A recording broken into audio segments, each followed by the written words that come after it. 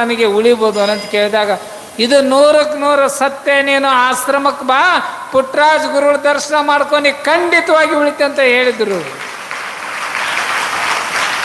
ಆ ಪ್ರಕಾರವಾಗಿ ಬಾಂಬೆದಿಂದ ಚಂದ್ರಶೇಖರ ಅಂತಕ್ಕಂಥವನು ಹೊಟ್ಟೆ ನೋವು, ಬೇರೆ ಏನಲ್ಲ, ಹೊಟ್ಟೆ ನೋವು, ಮನುಷ್ಯರ ಮಾಂಸ ತಿಂದ್ರೆ ಉಳಿತಿಲ್ಲ, ಉಳಿಯಲ್ಲ ಅಂತ ಹೇಳಿದ್ರು.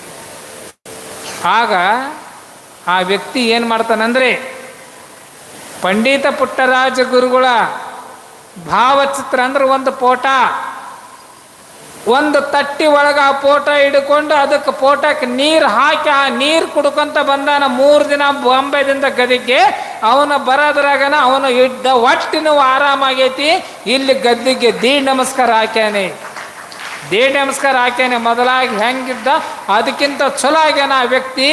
ಈಗ ಜಾತ್ರೆ ಸಂದರ್ಭದಲ್ಲಿ ಪ್ರತಿ ವರ್ಷ ಬಂದು ಇಲ್ಲಿ ದೀಡ್ ನಮಸ್ಕಾರ ಹಾಕ್ತಾನ ಚಂದ್ರಶೇಖರ್ ಮುಂಬೈ.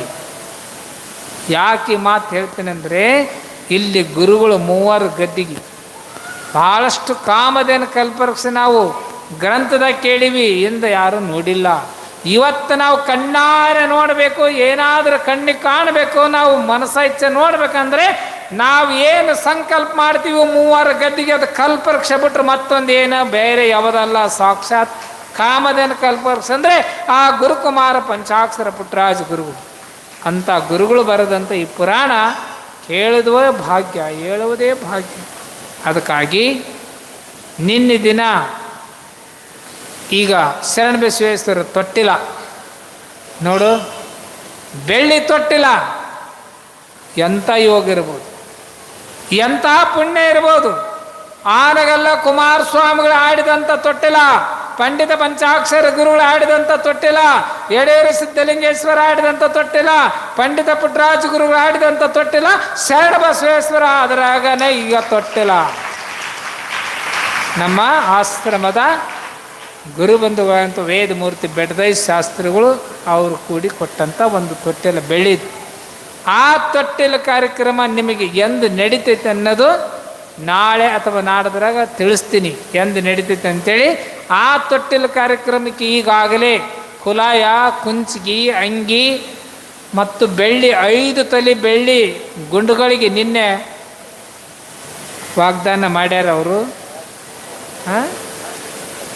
ನಮ್ಮ ರಾಜಶೇಖರ್ ಗೌಡ್ರು ನೋಡ್ರಿ, ಪುರಾಣ ಸುಮ್ಮನೆ ಕೇಳಕ್ಕೆ ಬಂದಂಥ ಒಬ್ಬ ಭಕ್ತ 5 ತೊಲೆ ಬೆಳ್ಳಿ ಗುಂಡುಗಳಿಗೆ ನಾನು ಕೊಡಿಸ್ತೀನಿ ಅಂತ ಹೇಳ್ಬೇಕಾದ್ರೆ ಗುರುಗಳು ಅವ್ರಿಗೆ ಎಷ್ಟು ಮನಸ್ಸು ಕೊಟ್ಟಿರ್ಬೇಕು, ಎಂಥ ಭಾವನೆ ಕೊಟ್ಟಿರ್ಬೇಕು ಅವ್ರಿಗೆ. ಅದಕ್ಕೆ ಅಂತ ಕೊಟ್ಟಂಥ ದಾನಿಗಳಿಗೆ ಅವರಿಗೆ ಅವ್ರ ಮನೆತನಕ್ಕೆ ಆ ಭಗವಂತನ ಕೃಪೆ ಇರಲಿ ಅಂತೇಳಿ ಬಯಸಿ, ಮತ್ತೆ ಏನದವನು ಪೂಜೆ ಹಾಂ ಪೂಜೆ ಆಗೋಲ್ಲ ಹಾಂ ಕೂತಿರ್ತ ನೋಡು, ಎಂಥ ಪುಣ್ಯಾತ್ಮರು. ಈ ಪುರಾಣ ಪ್ರಾರಂಭದಿಂದ ಹಿಡಿದುಕೊಂಡು ಪುರಾಣ ಮುಗಿಯಲ್ಲಿವರೆಗೆ ಕೂಡ ಪ್ರತಿನಿತ್ಯ ಶರಣಬಸಪ್ಪನ ಪುರಾಣ ಪೂಜೆದು ಗುಪ್ತವಾಗಿ ಪೂಜೆ ಮಾಡಿಸ್ತಾರಂತಂದರೆ ಎಂಥ ಭಕ್ತಿರಿ ಅದು. ಇದು ನಿಜವಾದ ಭಕ್ತಿ.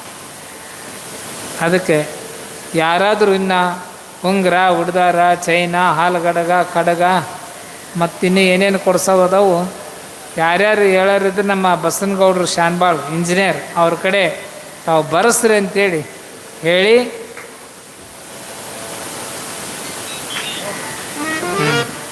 ಯಾಕಂದರೆ ಹೇಳಿದ್ನಲ್ಲ, ಸರಿಯಾದ ಸಮಯಕ್ಕೆ ಬಂದರೆ 8 ಗಂಟೆ ಮುಗಿಸಿಬಿಡ್ತೀವಿ. ಟೈಮ್ ಅಂದ್ರೆ ಟೈಮ್. ಅದಕ್ಕೆ ನೀವೆಲ್ಲರೂ ಶಾಂತಿ ರೀತಿಯಿಂದ ಗಲಾಟೆ ಮಾಡಬಾರ್ದು.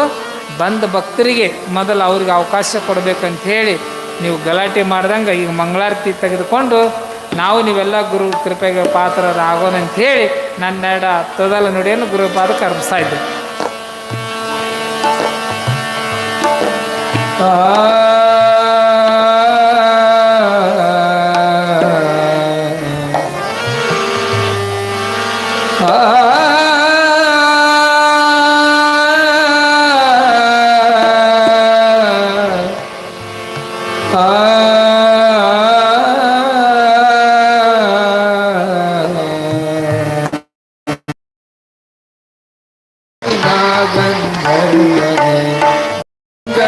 ಶುಭಮಂಗಲಂ ಶ್ರೀ ರಘುಗಿನಾಥ